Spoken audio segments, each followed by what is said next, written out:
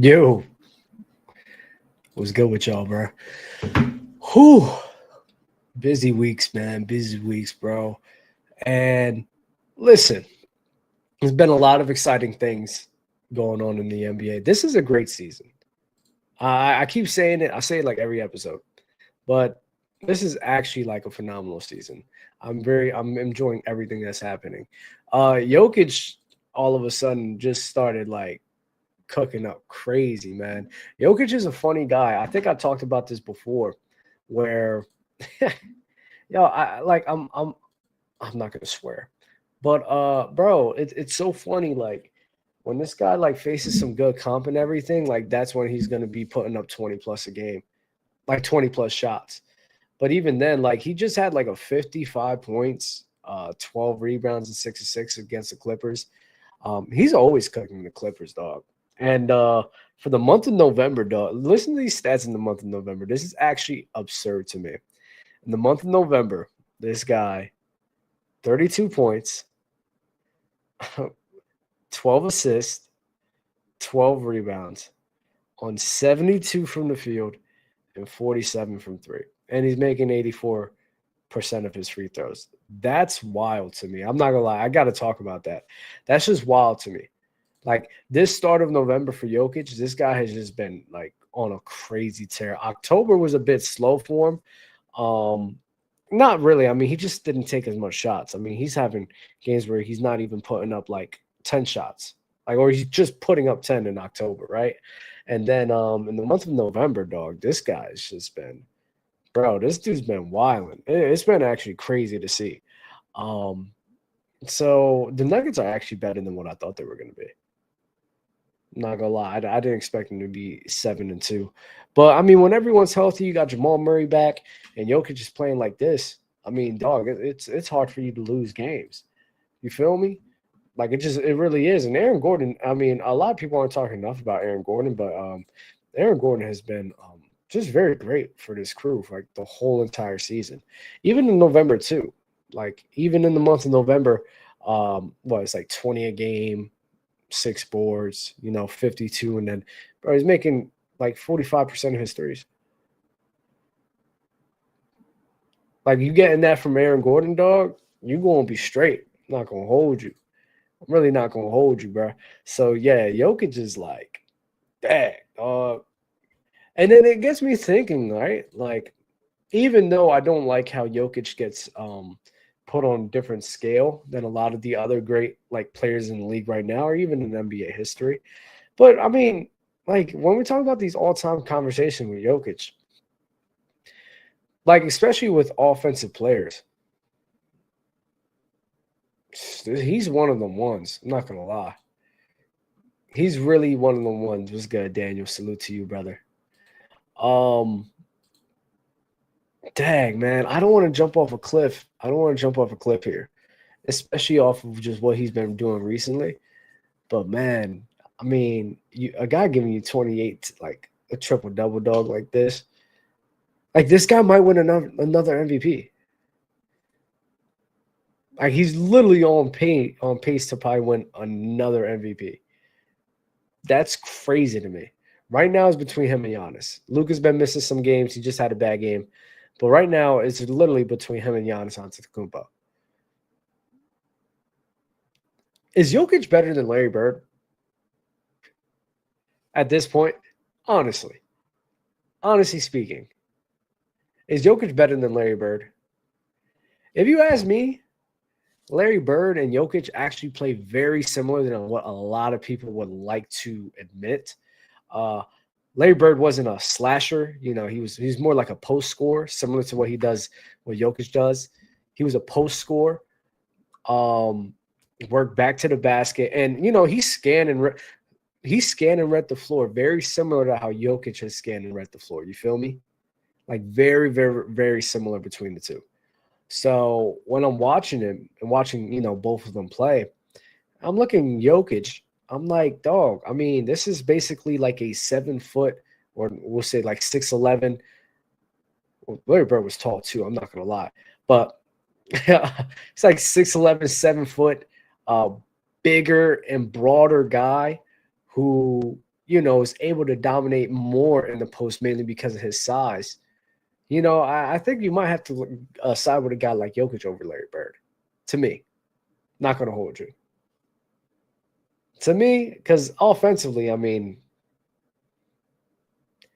Jokic better rebounder, better offensively, better. I mean, I think he's a better scorer. I'm not going to hold you. Better scoring than him, better passing than him.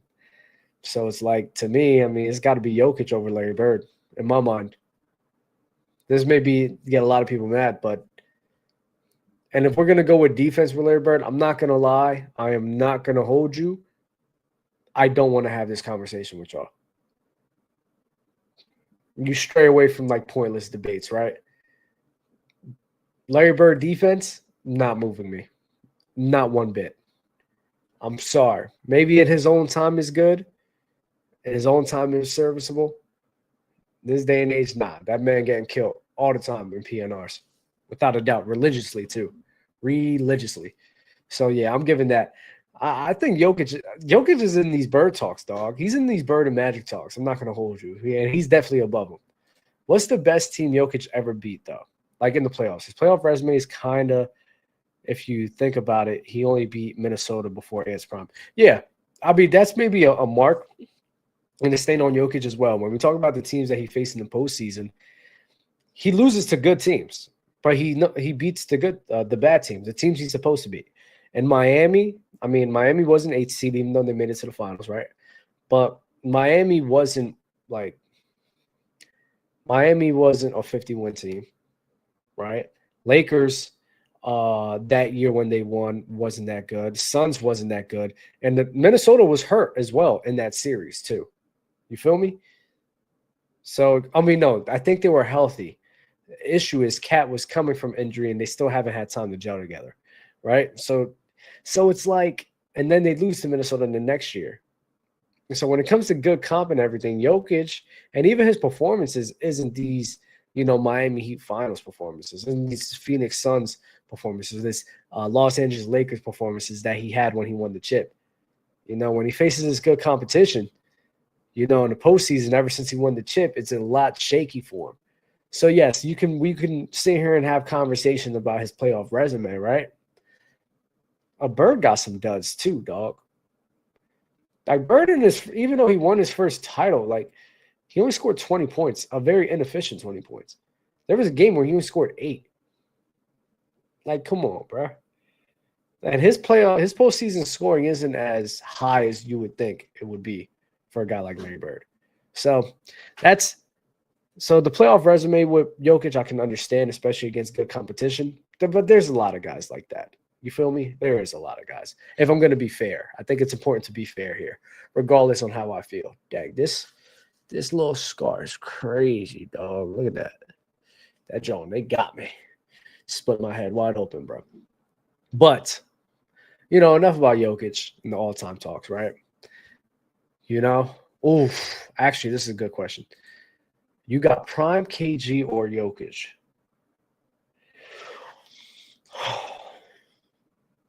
All right, before everyone just runs to like Jokic, I need y'all to understand something.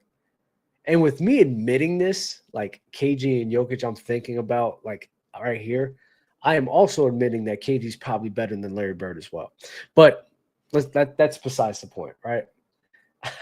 Which is crazy. KG and Jokic is a good conversation to have. A very good one. I don't even know. This is the issue, right? I would slightly have to go. I may just have to go with KG, right? Because Jokic, right? This is the issue where, especially how we talked about, struggling in the postseason offensively, especially but against good competition. KG is a guy that also struggled a bit in postseason, especially when he was, offensively, especially when, he was on Minnesota, right? So if I understand that KG and even Jokic is going to struggle to an extent against good competition, and especially like Jokic with double big lineups, keep saying this religiously now, these double big lineups, he definitely does have issues with, right? Which is something that KG has had to deal with for all of his career. When I'm seeing and noticing that they do both struggle against that, now I have to look at other things that maybe could supersede the other. And Jokic, honestly, if the offense is not up here, like there's nothing else he's bringing. It's not rebounding, right? Rebounding, of course. But rebounding and offense, they got to be up here to make up for his totality of a player because he brings nothing else, right? KG, even if the offense is not up here with Jokic, and even if he's struggling, that defense that he brings is just at a crazy different level. Like he's one of the best defenders we have ever seen in our lives in NBA history. So I would have to probably go with KG. And he could pass too. Like offensively, he's probably a more, you can say, more lesser version offensive, like a much more substantially less version offensively version of Jokic. But the defense is just blows him out the water. So I may have to slightly go with KG. Slightly. No, maybe comfortably. I don't know. I would have those I would have those talks. I'm not gonna lie. I would. I actually would. It may be discussing. We got to clip this. We got to clip all of that. Clip everything that just happened, please, because that was just insane. I may have jumped off a cliff that maybe I'm not ready to go back to, but it is what it is. Anyways, to talk about Nico Harrison, right? Nico Harrison finally gets fired, because the Mavericks have now, what are the Mavericks record? Where are they at? So the Mavericks are, man, bro, that's crazy. Mavericks are 3-9. They're second to last in the league. Second to last in the West. Correction. And it's just been a disaster for them. Right? Nico Harrison had this idea, defense wins championships, yada, yada, yada. Defense this, defense that, right? And he had this idea that, screw it. Luke is out of shape. He drinks too much. I remember when that happened. This was back when I was still, I was early on in my walk, but I was still, going out a little bit. Definitely pulled back a lot, but a lot. But I remember I was out with my friends, got a notification. Luke has been traded. I'm like, this is a meme. Come to find out it wasn't. It was the wildest thing I've ever seen, right? And his defense to that was, well, I know what Jason Kidd likes. This is a defensive team. We're very big on defense and everything, and I think I can make moves without even having to consider Jason Kidd's opinion or I guess anyone else's opinion, right? This is something that's just been between me and Rob Pelinka. I'm very glad he kept it under wraps, yada, yada, yada. Bro, like you, I'm not going to lie, dog. You shot this. You single-handedly killed the Dallas Mavericks franchise for the next 5 years. Single-handedly. I don't think I've ever seen anything like this. Nico Harrison single-handedly ruined the marketability of this franchise, I guess you could say the aura of the franchise, right? Because Dallas has definitely been a franchise that a lot of fans and even players understood to an extent that, they do ride for their players. They ride for their players. They appreciate their players. And, they know how to treat their great players, right? They did that with Dirk Nowitzki. Michael Finley. There hasn't been any issues with him, right? They just know how to treat their players. They know how to treat their legends. And they've always had good relationships with them. He single-handedly ruined the reputation of that, of what they were as a franchise and who they are as a franchise. I think that's, new ownership, so maybe not. But who they were as a franchise, you feel me? So, he single-handedly ruined that image that they had. And he kills their marketability. You had a very good thing going with the Dallas Mavericks organization.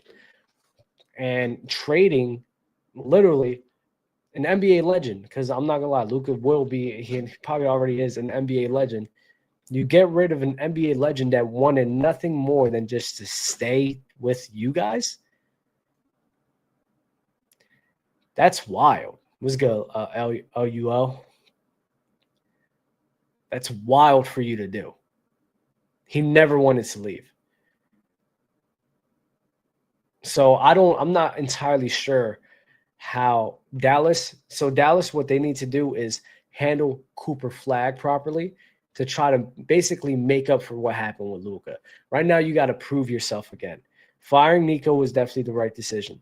Now you got to sit here and try to get your reputation back, because right now the reputation of the Dallas Mavericks is definitely going further and further down the drain as the season goes on, right? So it's just it's crazy how one man really veered everything so far left for this franchise. It's wild to me. It's just so wild. And they gotta handle Cooper Flag properly at this point. Angie. Hey Angie. How are you doing, Angie Carr? How you feeling, man? It's always good to see you, man. You was always my crush. Miss you, man. Appreciate you. But to get back to this, right? Dang, I forgot what I was saying. That just distracted me. Handling Cooper Flag is the right decision to go. You give him what he wants whenever the free agency hits the markets. You do everything you can to basically, give him some cushion to be on, right? And one of the things you need to do is, bro, you got to get this man a PG. One of Nico's worst decisions he made as general manager was trading Quentin Grimes. That was one of his worst decisions. You traded Quentin Grimes for literally a hurt player and nothing else. Literally, he got nothing. He got nothing for Quentin Grimes. And Quentin Grimes, again, this was after they traded Luka. This is when Luka was hurt. Quentin Grimes was hooping on the Mavs, filling in for Luka Doncic as his time away, right? So it doesn't make sense to me how, okay, cool. You trade Luka for AD, waiting AD to get there and for him to be healthy and everything. Why are you trading Quentin Grimes? Why did you think that was the right decision? Why? It just doesn't make sense. And you traded into Quentin Grimes where now he's in Philly, and he was hooping in Philly towards the end of the season last year. And even now, when Tyrese Maxey's on the bench, or they'll even put him in at the 2. He's hitting some big shots for Philly, playing that PG role off the bench that they need him to be, spark plug off the bench. You traded him for nothing. When you traded your PG, when you traded one of your point guards when you already traded your main point guard. Dog, I don't understand what this man was thinking. And Nico Harrison is actually he's one of the people. He's one of those people that supports my claim. I make the claim all the time, right? It supports that claim that majority of people could do anybody's job, right? Anybody could do what Nico Harrison did. I think a lot of people, probably 90% of the people, who's an NBA fan, will probably do a better job than Nico Harrison. You feel me? So it's just wild to me. He really does stamp that for me, where I think majority of people, as long as you put the time into it, you can figure out the job and you can figure out what to do. You could be a general manager. I'm not going to hold you. Majority of y'all can. Serious question, Dub. How much blame does Nico get? I mean, he's the figurehead, the front office put in place, but how much of the blame does the front office get? He gets, I'm not going to lie, he gets all of the blame. He gets all of the blame when he says things like, yeah, this was a decision that was very closed off. It was really just between Rob Pelinka and myself. And I'm very happy that, Rob Pelinka didn't talk to anybody about it or didn't really blow any whistles and everything. I'm really glad he was just able to keep it private. So I'm very happy for what's going on. He literally manufactured this. If maybe a couple people was in on that, cool. If the room was not big. The room was not big for a lot of people to be in those talks for that decision. So, yes, he gets almost all of the blame. Almost every single ounce of the blame. Almost. I'll say almost. Maybe you can be like, yeah, maybe the ownership or maybe the people above him gets a little bit of the blame for hiring him. Cool. They should have known who they hired, a guy who would do something like this. I get that. But Nico gets like 90% of it, 95. Bro, you can ask. I could go in the street right now, make a video, do a poll. Yo, would you trade Luka Doncic for AD? Do you think trading Luka Doncic is the answer? Bro, none of them doing that. None of them doing that. I don't know who. None of them. And now the Mavericks are in a disaster right now. They have no PG. Kyrie's hurt. Traded Quentin Grimes. No PG. And now they're trying to have Cooper Flag run the PG. Bro, they are mishandling him terribly. I'm a Cooper Flag fan. I love Cooper Flag. But I did not sit here and think that this man was going to come into league trying to be a point guard, dog. Come on. Now you got Max Christie. Like, oh, bro, I'm not going to lie. It's very aggravating. It's very, very aggravating. Very aggravating. Now you got Max Christie in there to try to help out. No, but Max Christie ain't really like that. You try to get D'Lo. D'Lo is like, man, I don't know what happened to D'Lo. And the guy, Caleb Martin, barely plays. Man, D'Lo's shot is just shot. D'Lo's shot is shot. Like, D'Lo can't hit a shot to save his life anymore. It's really sad to see. And if you're going to run PG, you gotta provide some type of value offensively. D'Lo can't give you much, dog. It's sad. Like, and D'Lo, I still believe D'Lo has game. Like, he's 29. Like, he's not old. Well, I guess a lot of people think that's old, but like, he's not that old. Like, it shouldn't be this bad. And he's always been like a solid shooter. So I don't know what has happened. I just don't. His shooting has just been off a cliff. So he has that much power. He can skirt around the organ and do what he wants. Come on, Dub. Man, who pulling the strings? I don't know who pulling the strings. I'm not part of the Dallas Mavericks. You think I know? I don't know, Andy. I don't know who pulling the strings. That ain't my business. My business is what, call it how I see it. And my business is, you know, my 9 to 5. Whatever happens on is my business. I got my laptop right here. Whenever I got to do extra work on here, guess what? That's my business. I don't work for Dallas. I don't know what's going on in there. That ain't my business. How do I know? How do you know? I don't know. We don't know. No one knows. It's like the NFL. Goodall ain't. We know the governors, a.k.a. owners, run. To an extent. It's really the mob. If we're going to talk about it, it's really the mob with all that gambling stuff. They really the one running it. They really the ones running it, dog. They really the ones running that checks up.